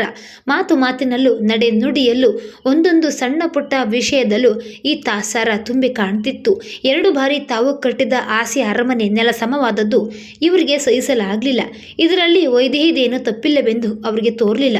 ಮೊಮ್ಮಗನನ್ನ ಕಾಣುವ ಮಹಾ ಆಸೆಯಲ್ಲಿ ಸೊಸೆಯ ಮೇಲಿನ ಮಮತೆಯೆಲ್ಲ ಕರಗಿ ಹೋಯಿತು. ಅವರ ಈ ತಾಸಾರದ ಜೊತೆಗೆ ಗಂಡನ ಮೌನವನ್ನ ಸಹಿಸಬೇಕಾಗಿತ್ತು. ಮಾತೇ ಆಡದೆ ದಿನಗಳೆಷ್ಟೋ ಆಗಿಯೇ ಕಳೆದೋಗ್ತಿದ್ದವು. ಗಂಡನ ಮುಖದ ಮೇಲೆ ನಗು ಸುಳಿಯದೆ ಅದೆಷ್ಟೋ ಯುಗ ಕಂಡಂತಾಗಿತ್ತು. ನೋವಿನ ಭಾರದಲ್ಲಿ ಹೃದಯವಷ್ಟೇ ಅಲ್ಲ, ಮನಸ್ಸು ಕುಗ್ಗಿತ್ತು. ಅವರಿಗೆ ಸಮಾಧಾನ ನೀಡಲು ಅವಳಿಂದಂತೂ ಸಾಧ್ಯವಾಗ್ತಿರ್ಲಿಲ್ಲ. ಅತ್ತೆ ಯಾವಾಗಲೂ ಗೊಣಗುತ್ತಲೇ ಇರ್ತಿದ್ರು. ವೈದೇಹಿಗೆ ಇದೆಲ್ಲ ಸೇರಿ ಯೋಚನೆಯಿಂದ ತಿಂದ ಅನ್ನ ಮೈ ಹತ್ತುತ್ತಿರಲಿಲ್ಲ. ದಿನೇ ದಿನೇ ಕೊರಗು ಅವಳನ್ನ ತಿನ್ನುತ್ತಾ ಬಂತು. ಕೃಶಲಾಗುತ್ತಾ ಬಂದಳು. ಒಳ ಕೊರಗನ್ನ ಯಾರಿಗಾದ್ರೂ ಹೇಳಿಕೊಳ್ಳೋಣವೆಂದ್ರೆ ಯಾರೂ ಇಲ್ಲ. ಅಕ್ಕಪಕ್ಕದವರು ಸಮಾಧಾನ ಮಾಡ್ತಾರೆಂದು ಅನ್ಕೊಂಡಿದ್ದಳು. ಆದರೆ ಯಾರು ತುಟಿಪಿಟಿಕ್ ಎನ್ನಲಿಲ್ಲ. ಒಂದು ದಿನವೇನು ಒಬ್ಬಾಕೆ ಬಂದು ಬಾಯಿ ಮಾತಿನ ಸಮಾಧಾನ ಹೇಳಿದ್ದರು. ತನ್ನ ಕೋಣೆಯಿಂದ ಹೊರಗೆ ಹೋದೊಡನೆಯೇ ಅತ್ತೆಯೊಂದಿಗೆ ಅವರು ಆಡಿದ ಮಾತು ವೈದೇಹಿಯ ಕಿವಿಗೆ ಬಿದ್ದಿತ್ತು. ಅಯ್ಯೋ, ಸುಮ್ಮನೆ ತವರಿಗಟ್ಬಿಟ್ಟು ಮಗನಿಗೆ ಬೇರೆ ಮದುವೆ ಮಾಡಿಸ್ಬಿಡಿ ಅಂದ್ರೆ ಹೇಗಮ್ಮ? ಅತ್ತೆ ಒಂದರೆ ನಿಮಿಷ ಸಂಪ್ರದಾಯಕ್ಕೋಸ್ಕರ, ತೋರಿಕೆಗೋಸ್ಕರ ಸಂಶಯ ತೋರಿದ್ರು. ಅದು ವೈದೇಹಿಗೆ ಗೊತ್ತು. ಹೇಗಮ್ಮ ಅಂದ್ರೆ ಹೇಗಾಗುತ್ತೆ ಹೇಳಿ? ಹೀಗೆಯೇ ಒಂದಾಗುತ್ತಲೇ ಒಂದು. ಆದ್ರೆ ನೀವು ಮೊಮ್ಮಕ್ಕಳನ್ನ ಕಾಣೋದು ಯಾವಾಗ? ಸುಮ್ಮನೆ ನಾನು ಹೇಳಿದಾಗೆ ಮಾಡಿ. ಏನಮ್ಮ, ಸಿಂಗ್ಲಾಪುರದಲ್ಲಿ ನಮ್ಮ ಗುರುತಿನವರು ಒಬ್ರಿದ್ದಾರೆ. ಒಳ್ಳೆ ಜನ, ಮನೆ ತುಂಬಾ ಮಕ್ಳಿರೋರು. ಹುಡುಗಿಯು ಚೆನ್ನಾಗಿದೆ. ಇನ್ನೂ 14 ವರ್ಷ. ಸ್ವಸ್ಥವಾಗಿ ತಂದ್ಕೊಳ್ಳಿ. ವೈದೇಹಿಗೆ ನೊಂದ ಗಾಯಕ್ಕೆ ಬರೆ ಹಾಕಿದಂತಾಯ್ತು. ತನ್ನನ್ನು ಓಡಿಸ್ಬಿಡುವರು. ಅಯ್ಯೋ, ತನ್ನ ಯಜಮಾನರನ್ನ ಬಿಟ್ಟು ತನ್ನೆಲ್ಲೋಗುವುದು, ಎಲ್ಲಿ ಹೋಗುವುದು? ಅವ್ರು ಬೇರೆ ಒಂದು ಮದುವೆ ಮಾಡ್ಕೊಂಡ್ರೆ ಅಬ್ಬಾ, ಅವಳು ಕಂಡ ಕೆಟ್ಟ ಕನಸುಗಳೆಲ್ಲದರ ಭಯ ಸೇರಿಸಿದ್ರೂ ಈಗ ಆಗದಷ್ಟು ಹೆದರಿಕೆ ಮತ್ತೆಂದೂ ಆಗಿರಲಿಲ್ಲ. ಅವರಿಗೆ ಮತ್ತೊಂದು ಮದುವೆ ತನಗೆ ಗೊತ್ತೇ ಇದೆ. ಸವತಿಯ ಸೇವೆ ಇಲ್ಲವೇ ತವರು ಮನೆಯ ಗೋಳಾಟ. ಹೆಣ್ಣಿನ ಜೀವನ ಇಷ್ಟು ಕಠಿಣ. ಅತ್ತ ದರಿ ಇತ್ತ ಪುಲಿಯಾಗುತ್ತದೆಂದು ಅವಳಿಗೆ ಇದುವರೆಗೂ ಗೊತ್ತಿರಲಿಲ್ಲ. ಹೆಣ್ಣಿನ ಬಾಳು ಕಣ್ಣೀರು ಎಂದು ಯಾರೋ ಅಂದಿದ್ರು ಬಹಳ ಹಿಂದೆ ತನಗೆ ಮದುವೆಯಾದ ಹೊಸದ್ರಲ್ಲಿ. ಆಗ ತಾನು ಆ ಮಾತನ್ನ ನಗೆಯಲ್ಲಿ ಆರ್ಸ್ಬಿಟ್ಟಿದ್ದಳು. ಆದರೆ ಈಗ ಅದರ ಸತ್ಯ ಮನವರಿಕೆಯಾಗುತ್ತಾ ಬಂತು. ಮನಸ್ಸಿಗೆ ಒಂದು ನಿಮಿಷವಾಗಲಿ ಸಮಾಧಾನವಿಲ್ಲ. ಮೈಗಂತೂ ಹೇಳಿಕೊಳ್ಳುವಂತೆಯೇ ಇಲ್ಲ. ಮಗು ಸತ್ತಿತ್ತು. ಬಾಣಂತಿಗೆ ಮೊಲೆ ಹಾಲು ಬಂದ್ರೆ ಕೆಟ್ಟದೆಂದು ಅದನ್ನು ನಿಲ್ಲಿಸಲು ಆಸ್ಪತ್ರೆಯಲ್ಲಿ ಔಷಧಿ ಬೇರೆ ಕೊಟ್ಟಿದ್ರು. ಕೊಡುವಾಗ್ಲೇನೋ ಇದರಿಂದೇನು ಕೆಡಕಾಗುವುದಿಲ್ಲವೆಂದು ಹೇಳಿ ಕೊಟ್ಟಿದ್ರು. ಆದರೆ ವೈದೇಹಿಗೆ ಎದೆ ನೋವು, ಪಕ್ಕೆ ನೋವು ಆರಂಭವಾಗಿತ್ತು. ಎದೆಗೆ 6 ಗಡಾರಿಗಳನ್ನು ಹಾಕಿ ತಿವಿದಂತೆ, ಪಕ್ಕೆಯ ಎಲುಬನ್ನ ಸುತ್ತಿಗೆಯಿಂದ ಚಮ್ಮಟಿಕೆಯಿಂದ ಒಡೆದು ಪುಡಿ ಮಾಡಿದಂತೆ ತೋರ್ತಿತ್ತು. ತಾಯ್ತನದ ಕೊಲೆ ನಡೆಸಬೇಕಾಗಿತ್ತು. ಸಹಜವಾಗಿ ಉಕ್ಕಿ ಬರುವ ತಾಯ್ತನವನ್ನ ತಡೆಗಟ್ಟಬೇಕಾಗಿತ್ತು. ಹಿಂದೆ ತಾನು ಚಿಕ್ಕವಳಾಗಿದ್ದಾಗ ತಮ್ಮ ಮನೆಯ ಹಸುವಿನ ಕರು ಸತ್ತಾಗ ಹಸು ಒಂದೇ ಸಮನೆ ಆರ್ತ ಸ್ವರದಿಂದ ರಾತ್ರಿಯೆಲ್ಲ ಕುಗ್ಗಿ ಕೊಡ್ತಾ ಇದ್ದದನ್ನು ಕಂಡಿದ್ದಳು. ಇಷ್ಟು ಆರ್ಭಟ ಯಾತಕ್ಕೆ ಮಾಡ್ತದೆ ಎಂದು ಅವಳಿಗೆ ಆಗ ಗೊತ್ತಾಗಲಿಲ್ಲ. ಆದರೆ ಈಗ ಅದೇ ನೋವನ್ನು ತಾನು ಅನುಭವಿಸ್ತಾ ಇದ್ದಳು. ಅದೇ ಮೂಕ ಸಂಕಟ, ಅದೇ ಕೊರಗು, ಅದೇ ನೋವು. ಔಷಧಿ ಅವಳಲ್ಲಿ ಅಳಿದುಳಿದ ಅಲ್ಪ ಸ್ವಲ್ಪ ಶಕ್ತಿಯನ್ನು ತಿನ್ಬಿಡ್ತು. ಈಗ ವೈದೇಹಿ ಬರಿಯ ಎಲುಬಿನ ಗೊಂಬೆಯಾಗಿದ್ದಳು. ಅದಕ್ಕೆ ಕೂಡಿದಂತೆ ಮನಸ್ಸಿನ ಕೊರಗು ಬೇರೆ. ವೈದೇಹಿಯ ಸೂಕ್ಷ್ಮ ಮನಸ್ಸಿಗೆ ಅತ್ತೆಯ ಮಾತಿನ ಚಾಟಿಯ ಪೆಟ್ಟುಗಳನ್ನು ಸಹಿಸಲಾಗ್ತಿರಲಿಲ್ಲ. ಒಂದೊಂದು ಪೆಟ್ಟು ಬಿದ್ದಾಗಲೂ ಕಣ್ಣು ಕೆಂಡವಾಗ್ತಿತ್ತು ದುಃಖದಿಂದ. ಆದರೆ ದುಃಖ ಯಾರೊಂದಿಗೆ ತೋಡ್ಕೊಳ್ಳುವುದು? ತನ್ನನ್ನು ಕಾಪಾಡುವ ಅತ್ತೆಯೇ ತನ್ನ ಮೇಲೆ ತಿರುಗಿ ಬಿದ್ದಿದ್ರು. ಬಾಣಂತಿ ಮಗುವಿಲ್ಲದಿದ್ರೂ ತಾನು ಬಾಣಂತಿ ಅಲ್ವೇ? ಬಾಣಂತಿಗೆ ಒಂದಾದರೂ ಉಪಚಾರವಿಲ್ಲ. ನೀರು, ನಿಡಿ, ಊಟ, ಉಪಚಾರ ಎಲ್ಲ ಕನಸಾಗೋಯ್ತು. ಈಗ ಸಿಗ್ತಾ ಇದ್ದದ್ದೆಂದರೆ ಕಟು ಮಾತುಗಳು. ಬೈಗುಳಿಗೇನೂ ಕಡಿಮೆ ಇರಲಿಲ್ಲ. ಅತ್ತೆ ಇದುವರೆಗೂ ಇಟ್ಟಿದ್ದ ಮಮತೆ ಈಗ ದ್ವೇಷವಾಗಿ ಹೋಗಿತ್ತು. ಒಮ್ಮೆ ಪ್ರೇಮಿಸುವ ವಸ್ತುವನ್ನು ನಾವು ದ್ವೇಷಿಸಲಾರಂಭಿಸಿದರೆ ಆ ದ್ವೇಷ ಪ್ರೇಮಕ್ಕಿಂತಲೂ ಹೆಚ್ಚು. ಹಾಗೆ ಆಗಿತ್ತು ಅತ್ತೆಯ ವಿಷಯ. ಮಾತಿಗೂ ಬಂಜೆ ಬಂಜೆ ಎಂದು ಬೈತಾ ಇದ್ರು. ವೈದೇಹಿಗೆ ಅಳಲು ಕೂಡ ಸಾಕಷ್ಟು ತ್ರಾಣವಿರಲಿಲ್ಲ. ದಿನ ಬೆಳಗಾದ್ರೆ ಮಗನಿಗೆ ಬೇರೆ ಮದುವೆ ಮಾಡುವ ಮಾತೊರೆತು ಬೇರೇನೂ ಇಲ್ಲ. ಕೆಟ್ಟ ಕುಲದ ಹೆಣ್ಣು, ಕೂಸುಗಳನ್ನೆಲ್ಲ ತಿಂದುಕೊಳ್ಳುವ ಶಾಕಿನಿ, ಮನೆ ಹಾಳು ಮಾಡಲು ಬಂದ ಡಾಕಿನಿ. ಅವಳಿಗೆಲ್ಲಿ ಮಗುವಾಗುತ್ತದೆ? ಅವಳು ನಮ್ಮ ಕುಲ ಹಾಳು ಮಾಡಲೆಂದೇ ನಮ್ಮ ಮನೆಯನ್ನ ಮೆಟ್ಟಿರುವುದು ಎಂದು ಕಂಡ ಜನರೊಂದಿಗೆಲ್ಲ ಅತ್ತೆ ತನ್ನನ್ನು ಬೈತಾ ಇದ್ದದ್ದು ವೈದೇಹಿಗೆ ಗೊತ್ತಿತ್ತು. ಈಗ ವೈದೇಹಿ ಹತ್ತಿರಕ್ಕೆ ಯಾವ ಮಗುವೂ ಬರ್ತಿರ್ಲಿಲ್ಲ. ಮೊದಲು ಅವಳ ಸುತ್ತ ಮುತ್ತಿಕೊಂಡು ಕತೆ ಹಾಡು ಹೇಳಿಸ್ಕೊಳ್ತಿದ್ದ ಮಕ್ಕಳು ಅವಳನ್ನು ಕಾಣಲು ಹೆದರ್ತಿದ್ರು. ಅವಳ ದೃಷ್ಟಿ ಬಿದ್ದರೆ ಸಾಕು ಮಕ್ಕಳಿಗೆ ಚೀಟು ಕಟ್ಟಿಸ್ಬೇಕೆಂದು ಸುತ್ತಮುತ್ತಲಿನ ಹೆಂಗಸರ ಭಾವನೆಯಾಗಿತ್ತು. ಅಂತಹ ವಿಷಮ ವಾತಾವರಣದಲ್ಲಿ ವೈದೇಹಿಗೆ ಸಮಾಧಾನವಾದರೂ ಎಲ್ಲಿ ಸಿಗಬೇಕು, ಹೇಗೆ ಸಿಗಬೇಕು? ತಾಯ್ತನದ ಆಸೆ ವೈದೇಹಿಯ ಹೃದಯದಲ್ಲಿ ಇಂಗಿ ಹೋಗಲಿಲ್ಲ. ಅದು ದಿನ ಕಳೆದಂತೆ ಇನ್ನೂ ಪ್ರಖರವಾಯಿತು. ತಾನೊಮ್ಮೆ ತಾಯಿಯಾದರೆ ತನಗೆ ಈ ಕಷ್ಟಗಳೆಲ್ಲ ತಪ್ಪಿ ಹೋಗುತ್ತವೆ. ತಾನು ಸುಖವಾಗಿರ್ಬೋದು, ಸಂಸಾರ ಒಪ್ಪವಾಗುತ್ತದೆ. ಈಗಿನ ವೈಷಮ್ಯ, ನೋವು, ಕೊರಗುಗಳಿರುವುದಿಲ್ಲವೆಂದು ಅವಳ ಕಲ್ಪನೆ. ಆದರೆ ತಾಯ್ತನ ತನ್ನ ಹಣೆಯಲ್ಲಿ ಬರೆದಿಲ್ವೋ ಏನೋ. ತಾನು ಹಿಂದಿನ ಜನ್ಮದಲ್ಲಿ ಯಾರ ಮಕ್ಕಳಿಗೆ ಮೃತ್ಯುವಾಗಿದ್ನೋ ಈಗ ತನ್ನ ಮಕ್ಕಳು ತನಗೆ ದಕ್ಕುತ್ತಿಲ್ಲ ಎಂದು ತನ್ನ ಅದೃಷ್ಟಕ್ಕಾಗಿ ಹತ್ತುಕೊಂಡಳು. ಆದರೆ ಅತ್ತರೆ ಸಮಾಧಾನಕ್ಕೆ ಬದಲು ನೋವು ಹೆಚ್ಚಾಗ್ತಿತ್ತು. ಅತ್ತೆಯಲ್ಲಾದರೂ ತಾನು ಅಳುವುದನ್ನು ಕಂಡುಬಿಡುವರೋ ಎಂಬ ದಿಗಿಲ್ ಬೇರೆ. ಒಂದು ದಿನ ವೈದೇಹಿ ಅಳುತ್ತಿದ್ದಾಗ ಅತ್ತೆ ನೋಡಿ ಕಣ್ಣೀರಿನಲ್ಲಿ ನಮ್ಮ ಮನೆಯನ್ನು ತೊಳೆದು ಹಾಕ್ಬಿಡು ಎಂದಿದ್ರು. ಅತ್ತೆ ಏನೇ ಅಂದರೂ ಗಂಡ ಸುಮ್ಮನಿರ್ತಿದ್ದ. ವೈದೇಹಿಯ ಪರವಾಗಿ ಒಂದು ಮಾತನ್ನು ಆಡ್ತಿರಲಿಲ್ಲ. ಮೌನವಾಗಿ ಅವಳ ಕಡೆಗೆ ತಾಸಾರ ತೋರಿ ಹೊರಟೋಗ್ತಿದ್ದ. ಮೂಲೆಯಲ್ಲಿದ್ದ ಪೊರಕೆಯೇ ನಿನಗಿಂತ ವಾಸಿ, ಅದು ಕೊಂಚವಾದರೂ ಉಪಯೋಗಕ್ಕೆ ಬರುತ್ತದೆ ಎನ್ನುವಂತಿತ್ತು ಅವನ ದೃಷ್ಟಿ. ಅದೊಂದು ನೋಟವೇ ಸಾಕು ವೈದೇಹಿಯ ಎಲ್ಲ ಆಸೆಗಳು ತರಗಾಗಲು. ಕೊನೆಗೂ ವೈದೇಹಿ 3ನೇ ಬಾರಿ ಬಸುರಾದಳು. ಅವಳಿಗೆ ಆಸೆ, ನಿರಾಸೆ. ನಿರಾಸೆಯ ನೆಲಗಟ್ಟಿನ ಮೇಲೆ ಆಸೆಯ ಗುಡಿಸಲು ಕಟ್ಟಿತ್ತು ಅವಳ ಹೃದಯ. ಎಲ್ಲ ಆಸೆ ಆಕಾಂಕ್ಷೆಗಳು ಮುರಿದು ಹೋಗುವ ಕೊನೆಯ ವಿಷಮ ನಿಮಿಷದಲ್ಲಿ ಆಸೆ ಇದ್ದಕ್ಕಿದ್ದಂತೆ ಚಿಗುರೊಡೆದಿತ್ತು. ಈ ಬಾರಿ ಬಸುರಾದರೆ ಎಲ್ಲವೂ ಸರಿ ಹೋಗ್ಬೋದು. ಬಂಜಿತನ ಕೊನೆಯಾಗಿ ತಾಯ್ತನ ಬರ್ಬೋದೆನ್ನುವ ಆಸೆ. ಆದರೆ ಬಸುರೆಂದರೆ ಭಯ. ಮೊದಲೆರಡು ಬಾರಿಯ ಅನುಭವ ಮನಸ್ಸಿನಲ್ಲಿ ಅಚ್ಚೆಳೆದಂತೆ ಮೂಡಿತ್ತು. ಬರೆಯ ಕರೆ ಇನ್ನೂ ಸುಡ್ತಿತ್ತು. ಅಂಥದ್ರಲ್ಲಿ ಈಗ ಆದರೂ ವೈದೇಹಿಗೆ ತಾಯ್ತನದ ಹುಚ್ಚು ಆಸೆ. ಹೀಗಾಗಿ ಆಸೆ ನಿರಾಸೆಗಳ ಎದುರು ಗಾಳಿಗೆ ಸಿಕ್ಕಿ ಅವಳ ಹೃದಯದ ಪಟ ತೂರಾಡ್ತಿತ್ತು. ಈ ಬಾರಿ ಸೊಸೆ ಬಸುರಾದುದರಿಂದ ವೈದೇಹಿಯ ಅತ್ತೆ ಏನು ಸಂತೋಷ ಪಡಲಿಲ್ಲ. ಬದಲಾಗಿ ಉಳುಕು ಮರದಲ್ಲಿ ಉಳುಬಿದ್ದ ಹಣ್ಣೆಂದು ಅಂದರು. ಆ ಮಾತಿನಿಂದ ಸೊಸೆಯ ಮನಸ್ಸಿಗೆ ಎಷ್ಟು ನೋವಾಗಬಹುದೆಂಬುದನ್ನು ಅವರು ಯೋಚನೆ ಮಾಡಲೇ ಇಲ್ಲ. ವೈದೇಹಿ ಈಗ ಅವರ ಪಾಲಿಗೆ ಹೆಣ್ಣಲ್ಲ, ಅದು ಒಂದು ಪ್ರಾಣಿ ಎನ್ನುವ ತುಚ್ಛ ಭಾವನೆ. ತಾವು ಅವಳಿಗೆ ಸಹಾನುಭೂತಿ ನೀಡಬೇಕು. ತಾವೀಗ ತೋರ್ತಿರುವ ತಾತ್ಸಾರ ತಪ್ಪು ಎಂದು ಅವರಿಗೆ ತೋರಲೇ ಇಲ್ಲ. ಮೊಮ್ಮಗನನ್ನ ಕಾಣುವ ಆಸೆ, ಆತುರ ಅವರನ್ನ ಉಳಿದದ್ದೆಲ್ಲಕ್ಕೂ ಕುರುಡಾಗಿಸಿತ್ತು. ವೈದೇಹಿಯ ಮೂಲಕ ಮೊಮ್ಮಗ ಆಗಲಾರನೆಂದು ಅವರಿಗೆ ಈಗ ದೃಢವಾಗಿ ಹೋಗಿತ್ತು. ಅಂದಮೇಲೆ ಅವಳಿಂದ ತಮಗಿನ್ನೇನು? ಅದರ ಪರಿಣಾಮ ವೈದೇಹಿಯ ನೊಂದ ಮನಸ್ಸಿನ ಮೇಲೆ ಏನಾಗಬಹುದೆಂಬುದನ್ನು ಅವರು ಸಾಮಾನ್ಯವಾಗಿ ಯೋಚಿಸ್ತಾ ಇರಲಿಲ್ಲ. ಯೋಚಿಸುವಷ್ಟು ಸಮಾಧಾನ ಅವ್ರಿಗೆ ಇರ್ತಾನೆ ಇರಲಿಲ್ಲ. ಇಷ್ಟಾದರೂ ಒಂದೊಂದು ಬಾರಿ ಆಸೆ ತೋರ್ತಿತ್ತು. ಮೊದಲೆರಡು ಕೆಟ್ಟರು, ಮೂರನೇದೇಕೆ ಸರಿ ಹೋಗಬಾರ್ದು ಎಂದು ಒಮ್ಮೊಮ್ಮೆ ಯೋಚನೆ ಬರ್ತಿತ್ತು. ಮೂರನೆಯದು ಸರಿ ಹೋಗ್ಬೋದು ಎಂದು ಅನಿಸಿದಾಗ ಕಾಠಿಣ್ಯ ಇದ್ದಕ್ಕಿದ್ದಂತೆ ಮಾಯವಾಗ್ತಿತ್ತು. ವೈದೇಹಿಗೆ ಆಗ ಅವರು ತಾಯಿ ಆಗ್ತಿದ್ರು. ಆದರೆ ಆ ಭಾವನೆ ಅಪರೂಪ.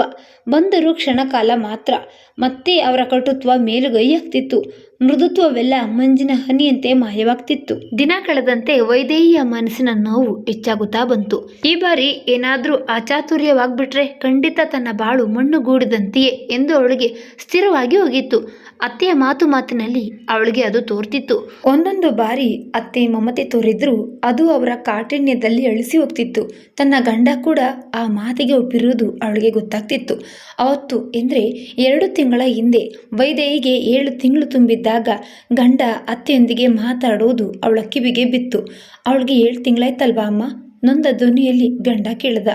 ಹ್ಞೂ ಹೇಳಾಯ್ತು, ಆದ್ರೇನು ಗಡುಸಾಗಿ ಅಂದರು ಅತ್ತೆ. ಏನೋ ದೇವರ ದಯೆಯಿಂದ ಈ ಬಾರಿಯಾದರೂ ಸರಿಯಾದರೆ ನನಗೇನು ನಂಬಿಕೆ ಇಲ್ಲಪ್ಪ. ಆದರೆ ನೋಡು, ನಾನು ಆಗಲೇ ಎಲ್ಲ ನೋಡಿದ್ದೀನಿ. ಸಿಂಗ್ಲಾಪುರದ ಶಿರಸ್ತೇದಾರ್ ರಾಮಸ್ವಾಮಿಯ ಮಗಳು ಸರೋಜಾ ಒಳ್ಳೆ ಹುಡುಗಿ, ಇನ್ನೂ 14 ವರ್ಷ. ಈಗ ಮಾತು ಬೇಡಮ್ಮ. ತನ್ನ ಗಂಡನ ಈ ಮಾತು ಅರೆ ಮನಸ್ಸಿನದೆಂದು ವೈದೇಹಿಗೆ ಹೇಳ್ಬೇಕಾಗಿರಲಿಲ್ಲ. ಅತ್ತೆ ಇನ್ನೂ ಕೊಂಚ ಬಲವಂತ ಮಾಡಿದರೆ ಒಪ್ಪಿಗೆ ಒಡನೆಯೇ ಎಂದು ಅವಳಿಗೆ ಗೊತ್ತು. ಮುಂದಿನ ಮಾತು ಕೇಳದಿರಲೆಂದು ಕಿವಿ ಮುಚ್ಚಿಕೊಂಡಳು. ನೆನಪಿನಲ್ಲಿ ಈ ಮಾತೆಲ್ಲ ಹಾದು ಹೋದಂತೆ ವೈದೇಹಿಯ ಕಣ್ಣಿನಲ್ಲಿ ಒಂದೇ ಸಮನಾಗಿ ನೀರು ಹರಿಯುತ್ತಿತ್ತು. ನರ್ಸ್ ಮೆಲ್ಲನೆ ಕಣ್ಣನ್ನು ನರಸುತ್ತಾ ಯಾಕಮ್ಮ ಎಂದಳು. ಅವಳ ಈ ಮೃದು ಮಾತಿನಿಂದ ವೈದೇಹಿಯ ಹೃದಯದ ನೋವು ಮತ್ತೂ ಹೆಚ್ಚಿತು. ಬಾಳಿನ ದುಃಖವೆಲ್ಲ ಒಂದೇ ಸಾರಿಗೆ ಉಮ್ಮಳಿಸಿ ಬಂತು. ಬಿಕ್ಕಿ ಬಿಕ್ಕಿ ಹೊತ್ತು ಮುಖ ಮುಚ್ಚಿಕೊಂಡಳು. ನೆನಪಿನ ಅನುಭವದಿಂದ ಮನಸ್ಸಿಗೆ ಬಹಳ ಆಯಾಸವಾಗಿತ್ತು. ನೋವು ತಿಂದು ತಿಂದು ಮೈ ನಿಶಕ್ತಿಯಿಂದ ಬಳಲಿತ್ತು. ತಲೆ ಗಿರ್ರನೆ ಸುತ್ತುವಂತಾಗಿ ಇದ್ದಕ್ಕಿದ್ದಂತೆ ನೋವು ಹೆಚ್ಚಾಯಿತು. ಅಯ್ಯೋ, ನೋವಿನಲ್ಲಿ ಮತ್ತೊಮ್ಮೆ ಜೋರಾಗಿ ಕಿರ್ಚಿಕೊಂಡಳು. ನರ್ಸ್ ಮೆಲ್ಲನೆ ಬಂದು ಅವಳ ಕೈಯನ್ನು ಹಿಡಿದುಕೊಂಡಳು. ಮನಸ್ಸಿನ ಚಿಂತೆಯಿಂದ ವೈದೇಹಿಯ ಮೈ ಕಾದು ಹೋಗಿತ್ತು. ಹೊಟ್ಟೆಯ ಮೇಲೆ ಭಾರವಾದ ಕಲ್ಲು ಹಾಕಿದಂತಾಗಿತ್ತು. ಏನು ಮಾಡಿದರೂ ಅವಳಿಗೆ ಸಮಾಧಾನವಾಗಲಲ್ಲದು. ನರ್ಸ್ ಮತ್ತೇನು ಮಾಡಲು ತೋರದೆ ಡಾಕ್ಟರ್ಗೆ ಹೇಳಿ ಕಳಿಸಿದಳು. ವೈದೇಹಿಯ ಮೈ ಕಾವಷ್ಟೇ ಅಲ್ಲದೆ ಮನಸ್ಸಿನ ಕಾವು ಮಿತಿ ಮೀರಿತ್ತು. ಈ ಅತಿ ಕಾವಿನಲ್ಲಿ ಪ್ರತಿಯೊಂದು ಭೂತಾಕಾರ ತಾಳ್ತಿತ್ತು. ಕಣ್ಣಿನ ಮುಂದೆ ಇದ್ದುದೆಲ್ಲ ಮಸುಕಾಗಿ ಕಲ್ಪನೆಯದೆಲ್ಲ ಸ್ಫುಟವಾಗಿ ಕಾರಣ ಹತ್ತಿತು. ಈ ಬಾರಿ ತಾನು ತಾಯಿಯಾಗದೇ ಇದ್ದರೆ, ಕೂಸು ಉಳಿಯದೇ ಇದ್ದರೆ ತನಗೆ ಬೀದಿಯೇ ಗತಿ. ತನ್ನನ್ನು ಅತ್ತೆ ಇರಗೊಡುವುದಿಲ್ಲ. ಗಂಡ ಬೇರೆ ಮದುವೆಯನ್ನು ಖಂಡಿತ ಮಾಡಿಕೊಳ್ಳೋನೆಂಬುದು ಮನಸ್ಸಿನಲ್ಲಿ ಕೊರೆಯುತ್ತಿತ್ತು. ಅರೆ ಮರೆವಿನಲ್ಲಿ ದಿಗ್ಗನೆ ಮನಸ್ಸಿನ ಹಿನ್ನೆಲೆಯಿಂದ ಅತ್ತೆಯ ಆಕೃತಿ 100ಕ್ಕೆ 100ರಷ್ಟು ಆಕಾರ ತಾಳಿ ಗುಡುಗಿತು. ನೀನು ಸಾಯಿ, ನೀನು ಸಾಯಿ, ಅಯ್ಯೋ ಅಯ್ಯೋ ಎಂದಳು ವೈದೇಹಿ. ನೀನು ಸಾಯಿ, ನನ್ನ ಮಗನಿಗೆ ಬೇರೆ ಮದುವೆ. ಅತ್ತೆ ಗಹಗಹಿಸಿ ನಕ್ಕಂತಾಯ್ತು. ಆ ನಗೆಯ ಸಿಡಿಲು ತಲೆ ತಿರುಗುವಂತಿತ್ತು. ಅಯ್ಯೋ ಅಯ್ಯೋ, ವೈದೇಹಿಗೆ ಹೆದರಿಕೆಯಲ್ಲಿ ಪ್ರಾಣ ಭೀತಿಯಲ್ಲಿ ಮಾತೇ ಹೊರಡದು. ಕೂಗಿಕೊಳ್ಳಬೇಕೆಂದಿದ್ದು ಕೊರಳಿನಲ್ಲಿ ಸಿಕ್ಕಾಕೊಂತು. ಡಾಕ್ಟರ್ ಅವಳಿಗೆ ಕ್ಲೋರೋಫಾರ್ಮ್ ಕೊಟ್ಟರು. ತೋರಿಕೆಗೆ ವೈದೇಹಿಗೆ ಜ್ಞಾನ ತಪ್ಪಿತು. ಆದರೆ ಒಳಗೆ ಕಲ್ಪನೆ, ಮನಸ್ಸಿನ ಹಿನ್ನೆಲೆ ನಿದ್ದೆ ಮಾಡ್ತಿರಲಿಲ್ಲ.